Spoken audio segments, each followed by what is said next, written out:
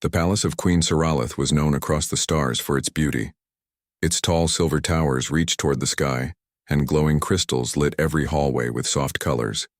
Servants from many worlds walked through its halls, carrying trays of food, books of wisdom, or fine cloth for the royal family. But in the center of this palace, inside the royal nursery, peace had been broken. For hours, the newborn princess had been crying. Her small voice echoed through the grand chamber, bouncing against walls painted with gold. The sound was not sharp, but long and endless, like a river that would not stop. Queen Siralith stood near her daughter's cradle. Her tall frame was draped in robes of violet silk, and her crown rested heavy upon her head. She was strong in the eyes of her people. She was their protector, their leader, their mother. Yet now she felt powerless. The tiny princess, wrapped in layers of fine cloth, would not rest. Alien healers had already tried every method they knew. They sang songs of their ancestors, placed glowing stones near the cradle, and even checked the child's breathing with their delicate tools. Nothing worked. The queen's attendants looked at one another with quiet worry. None of them dared to speak too loudly in front of their ruler, but all knew that the cries were not only disturbing, they were dangerous. The child was the heir to the throne. If the princess did not grow strong, whispers of weakness could spread across the empire. The queen touched her daughter's forehead gently, her silver eyes filled with pain. "Why will you not rest, my little one?" she whispered. But the baby only cried louder. Hours passed. The sky outside turned from bright, silver light to soft shades of deep blue. The queen's patience was gone, replaced by fear. She called her chief healer, a wise elder named Malaran. "Nothing we try brings her peace," Malaran admitted. His long hands folded together, trembling slightly. "I fear we do not understand what troubles her." "Then bring me someone who does," the queen commanded. Her words traveled quickly through the palace and beyond. A message was sent to the Earth Alien Cooperation Outpost, only a short distance from the capital. Humans had lived there for several years, working with Siralith's people to share knowledge of science and technology. Though still strangers in many ways, the humans had earned respect. The queen's request was unusual. No alien mother before her had called for human help in caring for a child. But desperation left no room for pride. At the outpost, a group of humans gathered when the message arrived. Most were scientists, doctors, and engineers. They read the queen's request with surprise. "She wants us to help with the royal baby?" one woman asked. Another man shook his head. "What could we possibly do? Her people have more advanced medicine than we do." At the back of the group stood Daniel Reyes, a quiet engineer with kind eyes. He was not a doctor. He was not a scientist. Of high rank, he built machines, repaired systems, and sometimes helped in the kitchens. He had grown up in a large family on Earth, surrounded by younger cousins, nieces, and nephews. He remembered how often he had carried crying babies, rocking them to sleep. When he heard the queen's request, he thought of those memories. His heart told him that maybe, just maybe, what the baby needed was not medicine, not machines, but something simple. "I will go," Daniel said softly. The others stared at him. "You? You're not a healer." "No," Daniel agreed. "But I've cared for children before. Sometimes all they need is to be held." His words sounded strange in such a serious meeting, but no one else volunteered, and the queen's request could not be ignored. Finally, the commander of the outpost nodded. "Very well, Daniel. You will go. But remember, this is the queen's daughter. If you fail—" Daniel only gave a small smile. "I will try my best."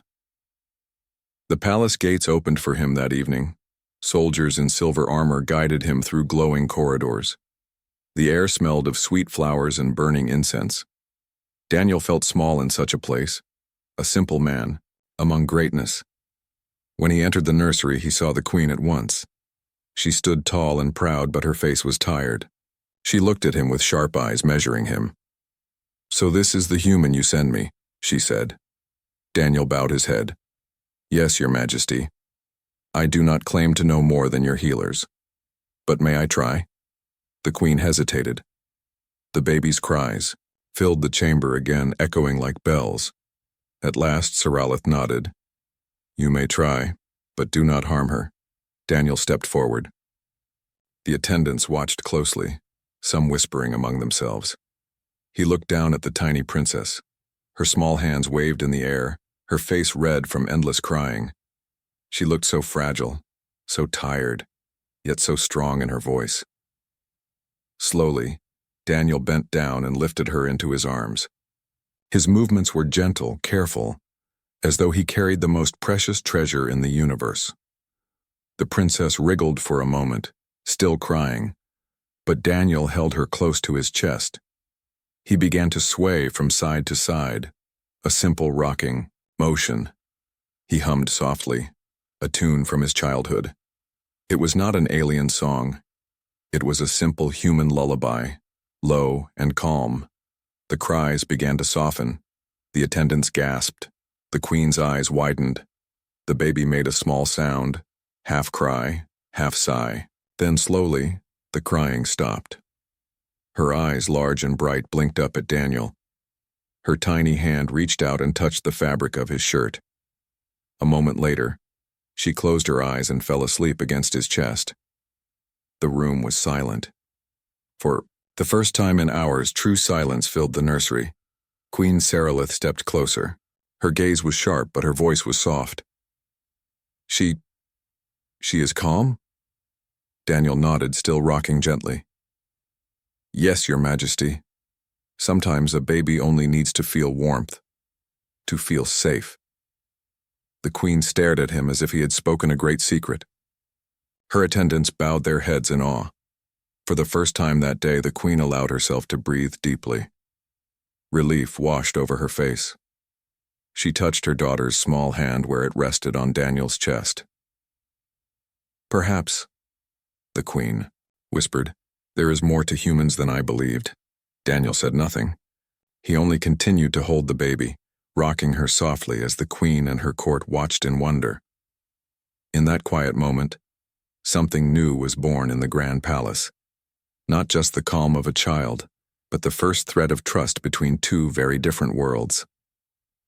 The sun of Siralith's world rose slowly, casting silver light across the city of towers. The palace shone like a jewel, its walls glowing as if alive. But inside the royal nursery, the glow came from something far simpler. The princess, heir of the empire, was sleeping peacefully in Daniel's arms. It was the first time in many hours that the baby had rested. The attendants stood in a circle, silent, afraid even to breathe too loudly in case they disturbed her. Queen Siralith herself stood close, watching carefully, her silver eyes fixed on the human man who now held what she treasured most. Daniel did not look like a hero. He was dressed in simple clothes, his dark hair slightly untidy after the long night. But he held the child as if she were his own blood. His arms were steady, his movements calm. Every now and then, he rocked her gently, humming a tune so soft, it was almost lost in the still air. The queen finally spoke, her voice low but clear. You succeeded where all others failed. Tell me, human. How? Daniel looked up at her. He was not used to speaking to rulers, but he chose his words with care. Your Majesty, sometimes a baby cries because she feels alone. She does not yet understand words or tools or healing stones, but she understands warmth. She understands a heartbeat. When she feels safe, she can rest. The attendants looked at one another, whispering in wonder. The queen frowned slightly, as if considering a riddle. Our healers are trained for many years, yet you, an engineer, know this simple truth. Daniel gave a small smile. On Earth, it is not knowledge found in books. It is something every family learns. A baby cannot be taught comfort with lessons. She must feel it. The queen studied him. For many moments she said nothing. Finally she gave a slow nod. You will remain in the palace. I wish to observe this human touch. Daniel was given a chamber near the nursery. It was not grand, compared to the queen's own rooms, but to him, it felt like another world. He had a bed carved of crystal, walls that shimmered with gentle colors, and food brought to him that he had never tasted before. Yet the place that mattered most to him was the nursery. He returned often, called by the attendants whenever the princess began to cry. Each time Daniel would lift her gently, rock her, or sing softly until she calmed. The aliens watched with growing curiosity. They tried to copy his movements, swaying side to side or humming strange versions of his songs. Some were awkward, others almost successful, but none could bring the same peace as Daniel. "Why does she respond to him?" one attendant asked. "Another?" "Perhaps humans give off some strange energy," another suggested. "No," said Malloran, the chief healer, shaking his head. "It is not energy. It is presence. The child feels something from him that she does not feel from us." The queen herself began to spend more hours in the nursery. She sat upon a high chair carved with jewels, her robes flowing around her, and she watched every movement Daniel made. At first her gaze was sharp, filled with suspicion, but as the days passed, her eyes softened. One evening she spoke again. "Human, what is the song you sing to her?" Daniel paused, still rocking. "The child. It is a lullaby from my home. My grandmother used to sing it to me, and later I sang it to my younger cousins. The words are simple, but the sound is gentle." The queen tilted her head. "Our people do not sing to children. We tell them stories of ancestors when they are older, but for infants, and we do not use words." Daniel looked down at the baby's sleeping face. "Sometimes words don't matter. It's the sound, the rhythm, the closeness. A baby feels the heart through the voice." The queen was silent. She reached forward, touching her daughter's hand lightly. "You teach me something new, human. I thought there was nothing simple left for me to learn." As the days passed, word spread through the palace. Servants whispered, "The human man calms the princess." Guards spoke quietly. "The child sleeps in his arms when nothing else works."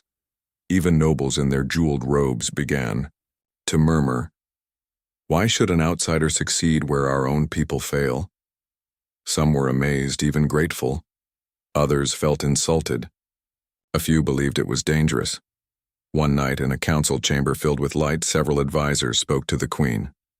"This human's presence makes your court look weak," one noble declared. "What will other empires say if they hear that?" The heir of Siralith needed an alien to soothe her, another agreed.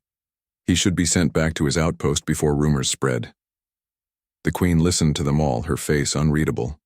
Finally, she raised her hand. The chamber fell silent. "My daughter's peace is worth more than pride," she said firmly. "Until my people can do what he does, Daniel Reyes will remain here." The nobles bowed, but their faces showed discontent. Still, none dared to argue further. Meanwhile, Daniel continued his quiet work. He was not interested in politics or whispers. His focus was on the princess. Each day, she grew calmer in his presence. Each day her eyes seemed to follow him more, her tiny hands reaching out when he drew near. Sometimes he would carry her to the palace gardens, walking under the tall glowing trees while she rested against his shoulder. The attendants followed, always careful, but they too began to notice something strange. When Daniel was near, the child seemed happier, her small laughter bright as starlight. One afternoon, as the queen watched from a distance, Daniel knelt by a fountain and dipped his hand in the cool water. The baby's eyes widened at the sparkling drops. She reached out and Daniel let her tiny fingers touch the water. A small sound escaped her lips, not a cry, but a laugh. The queen's heart stirred at the sound. She had waited many days for such a moment. Slowly she stepped forward. "She laughs with you," she said softly. Daniel looked up at her, smiling. "Children laugh when they feel joy, Your Majesty. It means she is not only calm, she is happy." For the first time, Queen Siralith allowed herself a smile, faint but real, Perhaps happiness is the greatest medicine of all. That night, as stars filled the sky, the queen sat alone in her chamber. She thought about what she had seen. She was a ruler of millions, a leader who commanded armies and fleets. Yet a simple human man had taught her something she had never considered, that strength was not only in power but in gentleness. Her daughter slept peacefully in the nursery, with Daniel nearby. The queen closed her eyes, listening to the memory of her baby's laughter. For the first time since the child's birth, she felt hope. She whispered into the quiet air, as if speaking to the stars. Perhaps the humans are not so small after all. The story of the human man who calmed the royal baby spread quickly through the palace, and soon it traveled beyond the crystal walls. Traders spoke of it in the markets. Messengers carried the news to distant provinces. The tale was simple but powerful. The princess had cried for hours until a human held her in his arms. For the people of Saralith's empire, it was both strange and fascinating. Their healers had studied for lifetimes, yet none of them had been able to soothe the child. And here was Daniel Reyes, an ordinary human engineer, doing what no one else could. Some admired him, others doubted. A few even felt threatened. But one thing was certain. The name of Daniel Reyes was now known in places he had never dreamed of. In the palace nursery, Daniel's daily life had changed completely. He was no longer only an engineer. Now he was also a caretaker, a teacher, and, though he did not realize it yet, a symbol of something larger. Every morning, attendants brought the princess to him when she grew restless. Daniel would hold her, rock her, and hum softly until her cries faded. Sometimes he would carry her outside to the gardens, showing her the flowers that glowed under the twin suns. Other times he would walk the palace halls with her asleep against his shoulder, her small breaths warm against his chest. The aliens watched carefully. At first they studied him like scientists, taking notes and whispering to one another. They copied his rocking motions, his humming, his way of cradling the baby close. Yet somehow, when they tried it themselves, the princess remained unsettled. She knows, Daniel explained gently. Babies can feel when it is real. You cannot pretend comfort. You must truly give it. This puzzled the healers. They were used to knowledge that could be measured and repeated. But Daniel's way could not be written in charts. It was not a formula. It was a feeling. One afternoon, Queen Saralith entered the nursery while Daniel was walking in circles with the princess in his arms. Her silver eyes softened at the sight of her daughter's peaceful face. Human, the queen said. My healers tell me they cannot understand why the child accepts your care and no other. What is your secret? Daniel shook his head. It is no secret, Your Majesty, it is love. The queen tilted her head. Love? That is a word of poetry, not medicine. On Earth, Daniel explained, every family knows that babies do not only need food or health, they need love, they need to feel safe. When I hold her, I give her that feeling. I do not think of duty. I simply care for her. The queen was silent, her long hands folded in front of her. She thought deeply about his words. Her people valued strength, wisdom, and history, but this human spoke of something softer, something she had rarely considered as a ruler. At last she said, perhaps love is a form of strength too. As days turned to weeks, Daniel's role grew larger. He was invited to share meals in the grand dining hall. Nobles sat nearby watching him with curiosity, though many still whispered behind their jeweled hands. At one meal, a noblewoman leaned toward him and asked sharply, Tell us, human, what else do your people do for their children? Do you always sing and carry them? Daniel placed his cup down carefully. Yes, we sing, we carry, we speak softly, we play with them when they are older. Every small thing matters. A child learns the world through us. If we give them kindness, they learn kindness. If we give them fear, they learn fear. The nobles exchanged looks. Some frowned, others seemed impressed. Queen Saralith spoke then, her voice steady. We should not dismiss what he says. Look at my daughter. She is calmer, stronger, and even laughs. That is proof enough. Her words silenced the table, but not everyone was convinced. In the hidden corners of the palace, some nobles complained. "It is dangerous," one hissed. "If we depend on humans for the well-being of our heir, what does that say about us?" Another agreed. "He should be removed before the people believe he has some mystical power." Yet others whispered in reply, "But the queen trusts him, and the princess smiles when he is near. Who else can give her that?" The court was divided. Meanwhile, Daniel remained unaware of most of these whispers. His thoughts were simple. He wanted only to help the baby grow. Each time she smiled, his heart felt light. He remembered his family back on Earth, and he thought how proud they would be to know that their traditions of care and kindness were helping a royal child among the stars. One evening, as the twin moons rose, Daniel sat in the nursery rocking the princess. The queen entered quietly and stood near him.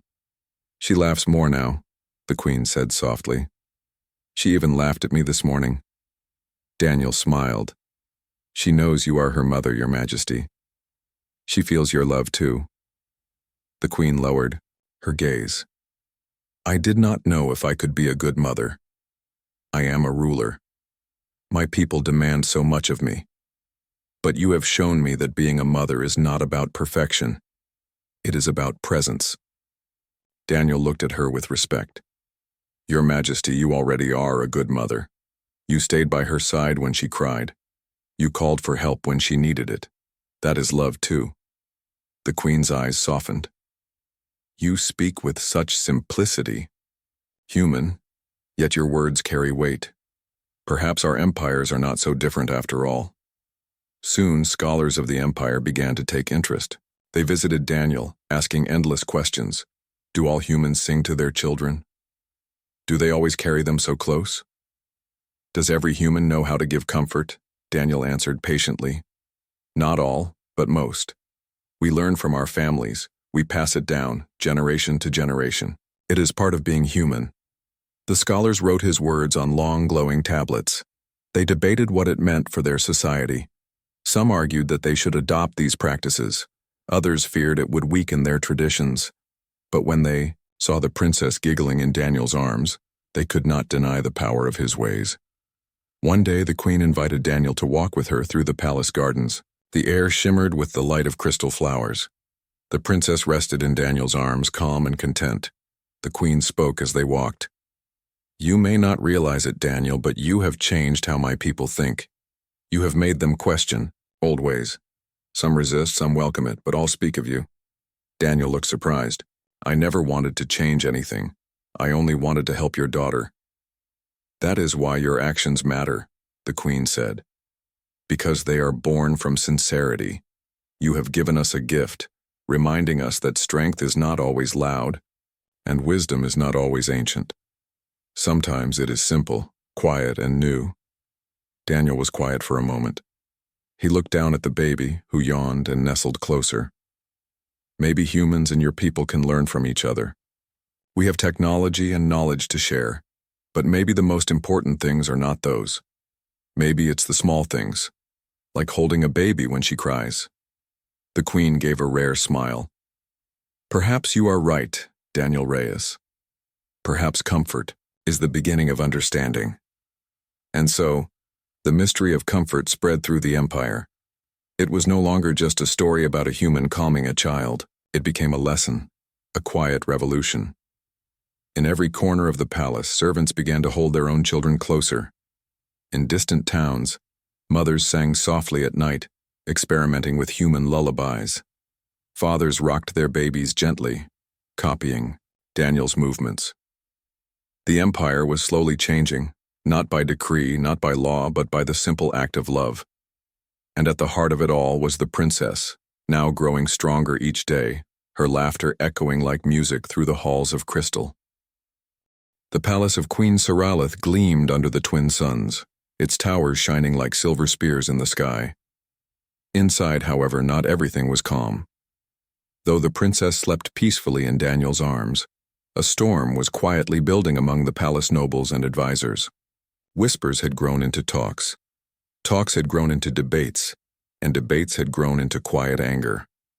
Many of the nobles could not understand why the queen relied so heavily on a human for the care of her child. "It is unnatural," one noble whispered to another during the midday council. "The heir of Soralith should be raised by our people, not by a visitor from another world." "Do you not see?" the other replied. "He is not just a visitor. He is ordinary. And yet, he has power over the princess that no one here can match. What does that say about us?" In their minds, Daniel's gentle presence had become a symbol, not of kindness but of a challenge to tradition, and some feared that this challenge could weaken the queen's authority. Meanwhile, Daniel remained unaware of the growing tension. His days were filled with simple routines, feeding the princess, carrying her through the glowing gardens, teaching the palace attendants the gentle techniques of human care. The princess had grown attached to him. She would reach for his hands when he entered the nursery, her small feet kicking in excitement. When he sang to her, she would smile and even try to imitate his sounds. One afternoon, Daniel sat on a bench in the gardens with the princess in his arms. Queen Soralith walked beside him, silent for a long while. Finally, she spoke. "They do not trust you," she said softly. Daniel looked up. "Why would they need to? I only want to help the princess." "They see your influence," the queen explained. "And influence is dangerous, even when it is gentle. Some of my nobles whisper that you are too close to the child. They believe it undermines their authority, and mine." Daniel frowned. "I never wanted that. I only care for her. Isn't that what a caretaker should do?" The queen paused, studying him. "Yes, but sometimes care can be seen as power, and power makes people uneasy." Daniel nodded slowly, understanding the weight of her words. "Then I must continue quietly. I will let my actions speak, not my presence." Tensions grew that night during the council meeting. The queen sat at the head of a long table of advisors. Some spoke loudly, others whispered, but the message was clear. Many of the nobles wanted Daniel gone. "He has no right to be near the heir," one noble said sharply. "He is a human, not a Soralith. His presence here dishonors the court," another added. "If he remains, our empire will be mocked. How can the child of Soralith need a foreigner to soothe her? It is a weakness we cannot allow." The queen listened quietly, her fingers folded in front of her. Her silver eyes were calm but firm. When the room fell silent, she spoke. "You speak of honor and mockery," she said slowly. "But what is honor if my child is unhappy? What is strength if I cannot protect her peace?" A murmur of surprise ran through the room. The queen's words were not angry, but they carried authority. "Daniel Reyes remains in the palace," and she continued. "Until I say otherwise, he will care for my daughter. I will not allow fear or pride to dictate what is best for her." Some nobles bowed, while others scowled, but none dared argue further. Despite the political tension, Daniel continued his work in the nursery. He never spoke of the whispers, never argued with the nobles. He only focused on the princess, who had grown stronger and more cheerful under his care. One day, an unexpected problem arose. The palace's environmental systems, designed to maintain perfect temperature and humidity, suddenly malfunctioned. The air grew too dry, and the princess began to cough softly. Alarm spread through the nursery. Attendants panicked, and healers rushed to use their instruments and medicines. Daniel remained calm. He lifted the princess into his arms, wrapping her in soft layers of cloth. "Stay calm," he told the healers. "She feels your panic. She needs quiet." Then, he gently rocked her back and forth, humming softly. He moved through the halls, carrying her to a room with better air circulation. Slowly, the coughing stopped. The princess relaxed, her small eyes closing in relief. The queen, who had been observing from a distance, felt a surge of gratitude. She realized that Daniel's calm and gentle nature was not only soothing, but protective. "Your presence saved her," she said later, her voice low but full of respect. Daniel shook his head. "It was not me. It was care and attention. Anyone could have done it if they stayed calm and focused on her needs. The queen smiled faintly. Perhaps. But not many have the patience to remain calm when all others panic. You have more than patience. You have understanding. Despite Daniel's success, tension remained in the palace. Some nobles still whispered that the princess depended too much on him. They feared that the child would grow to value humans more than her own people, weakening their traditions and influence. One day, a senior noble approached the queen privately. "Your Majesty," he said, "if you allow this human to continue so close to the princess, it will set a precedent. Others will follow. The court will lose control of the child's upbringing and eventually of the empire itself." The queen looked at him calmly. "And if I do not allow him, my daughter suffers. You ask me to choose between pride and my child's well-being. That choice is easy. I will always choose her." The noble bowed, though he looked unconvinced. Meanwhile, Daniel continued quietly in the nursery. The princess laughed and cooed when he entered, reaching out to touch his face. She clapped her small hands and even tried to imitate the way he hummed. Attendants and healers studied him carefully, trying to learn what he did differently. Some began to adopt his techniques in small ways. They whispered to one another, "Perhaps humans have something we do not understand. Perhaps this is a new form of knowledge." The queen observed all of it silently. She saw that Daniel's influence was growing, not through authority or power, but through care, patience, and presence. She realized that this was a lesson for her entire empire. Strength did not always come from power or wealth. Sometimes it came from something quieter, something gentle, something human. Weeks passed, and the tension slowly shifted. The palace nobles began to see that Daniel's presence did not weaken the child, but strengthened her. The princess was healthier, more cheerful, and even learning to recognize the queen's face in her own way. One evening, the queen invited Daniel to walk with her through the palace corridors.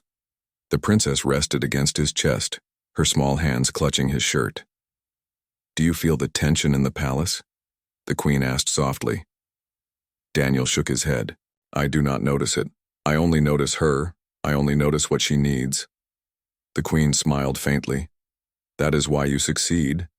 You see her, not the whispers, not the politics. You act from care, not from fear or pride." Daniel looked down at the princess. "It is simple. All children need to feel safe and loved. Everything else is secondary." The queen nodded slowly. "Then perhaps this is a lesson for all of us.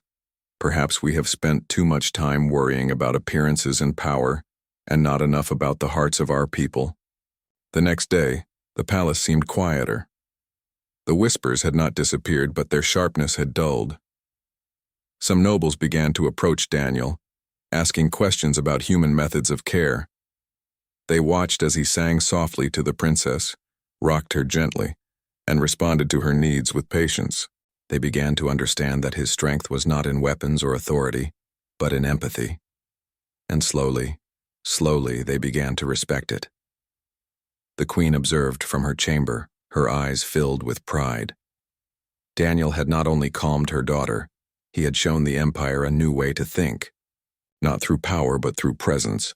Not through command, but through care. And at the center of it all, the princess slept peacefully, her small chest rising and falling in perfect rhythm. She had found comfort in the human man, and in doing so had brought a quiet revolution to the palace itself. For Queen Sarilith, that was a lesson more important than any law, any battle, any decree. True strength, she realized, could be gentle, quiet, and human. The palace of Queen Sarilith was quiet in the early morning. Sunlight poured through the tall crystal windows, reflecting on the polished floors. In the royal nursery, the princess slept peacefully, her small chest rising and falling in gentle rhythm. Daniel Reyes sat nearby, his arms resting on the edge of the crib. He watched her with a quiet smile. It had been weeks since he first entered the palace, weeks since he had held the crying child and brought calm to the room. In that time, much had changed, not only for the princess but for the palace and even for the empire. Queen Siralith entered the nursery, her robes flowing behind her. She watched Daniel for a moment, her silver eyes filled with both curiosity and respect. "How is she today?" she asked softly. Daniel looked down at the baby. "She slept well. She seems happy, and she is curious, trying to reach for everything she sees." The queen stepped closer. "It is remarkable. You have taught her patience and perhaps even joy in ways we could not imagine." Daniel shook, his head humbly. "I did not teach her anything. I only gave her what every child needs: warmth, presence, and care." The queen smiled faintly. She had spent long nights thinking about him, about what his simple presence had done for her daughter. For a ruler, lessons were often about strategy, diplomacy, or war. But this human man had shown her something different, something gentle, something stronger than power itself. Outside the nursery, the palace staff had begun to change as well. Attendants and healers who once doubted Daniel's methods now watched carefully and copied his actions.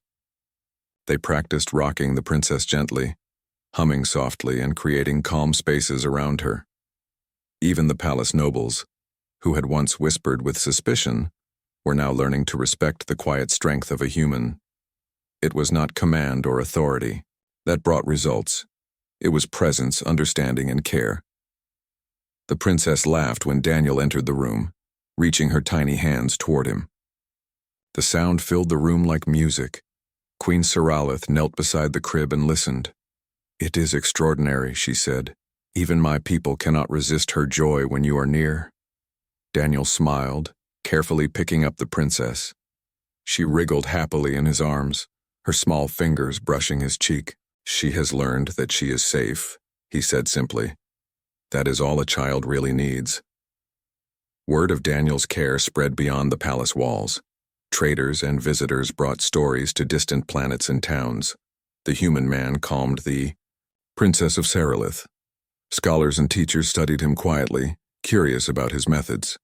Humans and aliens alike began to see that strength could be expressed in ways other than force or knowledge. Back in the palace, the queen called a council meeting. This time, the mood was different. Nobles and advisors no longer spoke of Daniel as a threat. Instead, they asked questions seeking to understand, how does he calm the princess so effectively? One noble asked. Another added, "Can we learn this from him? Perhaps it is knowledge that can be shared with our own families." The queen nodded. "Yes, this is knowledge, but it is also a lesson. Strength comes not only from power, but from care. Influence does not always come from command, but from presence." Daniel remained silent, watching from the corner. He was not interested in praise. He only wished to continue helping the princess grow happy and healthy. The princess had grown noticeably over the weeks. Her laughter was frequent, her curiosity endless. She reached for the stars outside her window, and Daniel would lift her high, letting her feel the cool air on her face. She learned the soft songs he hummed and began to try making her own small melodies. One day, the queen observed them in the gardens. Daniel had placed the princess on a soft mat under the glowing trees. She watched him encourage her tiny steps, praising every wobble, every laugh, every attempt. The queen spoke softly to herself. This human has given her not only care, but courage. He has shown her a world that is gentle, yet strong. Daniel looked up at the queen. "Your Majesty?" She nodded toward the princess. "She trusts you completely, and through that trust, you have taught her strength and curiosity." Daniel shook his head. "I only showed her what she already had inside. Every child has it. They just need someone to believe in them." As the empire watched, the bond between the princess and the human became symbolic. It was not just about calming a baby. It was about two worlds learning from one another. Humans and aliens, once so different, began to see that they could share knowledge, emotions, and care. One day, a group of alien scholars visited Daniel. "We wish to learn your methods," they said. "Can you teach us how to give comfort, as you do?" Daniel smiled. "Yes, but you must understand. It is not a method you can only copy. You must care sincerely. You must listen and feel. Every child is different, and you must respond to what she needs." The scholars nodded, eager to learn. They practiced, sometimes successfully, sometimes awkwardly. Yet Daniel remained patient, teaching them with the same calm and gentleness he had shown the princess. Even the palace nurses began to sing softly to the children of the court, rocking them gently and learning the rhythm of calm care. The empire began to change slowly but surely. One evening, Daniel sat beside the crib with the queen. The princess rested in her tiny arms, yawning but peaceful. The queen spoke, her voice low and full of thought. "Daniel, you have taught me more than I could have imagined. My daughter thrives because of you, but I have learned something as well." Daniel looked at her humbly. "What is that, Your Majesty?" "That strength is not only in power or knowledge," she said softly. "It is in gentleness. It is in patience. It is in the quiet care that builds trust and happiness. Your presence has shown me that humans and aliens can learn from each other in ways I never imagined." Daniel smiled. "I am glad to have helped. Your Majesty, that is all I ever wanted, to help the child grow happy and safe." The queen's eyes softened. "And yet you have helped more than her. You have helped all of us see a better way to live together." In the weeks that followed, Daniel's role in the palace became official. He was not a noble, nor a healer, nor a scholar. He was something different, a bridge between worlds. He continued to care for the princess, teach the attendants, and share the simple human ways of kindness, presence, and love. The princess grew stronger, happier, and more curious every day. She began to reach for Daniel before anyone else, her tiny hand brushing his face, her small laughter filling the palace halls. Her joy became a symbol of hope, unity, and the power of care. Even the once skeptical nobles began to notice the change. They realized that the child's happiness did not weaken tradition, it strengthened it. And through Daniel's quiet example, they learned that influence could come not from fear or authority, but from sincerity, patience, and love. Finally, the day came when Daniel was invited to the main hall to meet the council. He stood quietly, his arms folded as Queen Siralith spoke. "This man," she said, "has shown us that humans and aliens can share more than knowledge. They can share understanding, patience, and care. Through his presence, my daughter has grown stronger, my people have learned humility, and our worlds are closer than ever." The council members bowed. Some smiled, some nodded, all now aware that this human had done what many thought impossible. Daniel remained quiet, humbled by the praise. His only thought was of the princess, who was safe, happy, and growing each day.